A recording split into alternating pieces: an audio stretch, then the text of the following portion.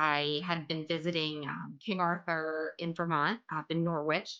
And when I had gone to visit the facility, they have this big, beautiful kitchen in the center that has like all glass around it, and the bakers are in the middle in sort of a fishbowl making bread.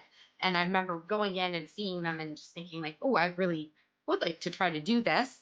So I went home and I created my own starter by harvesting wild grapes from the backyard at my house here in Connecticut and used that to start my starter.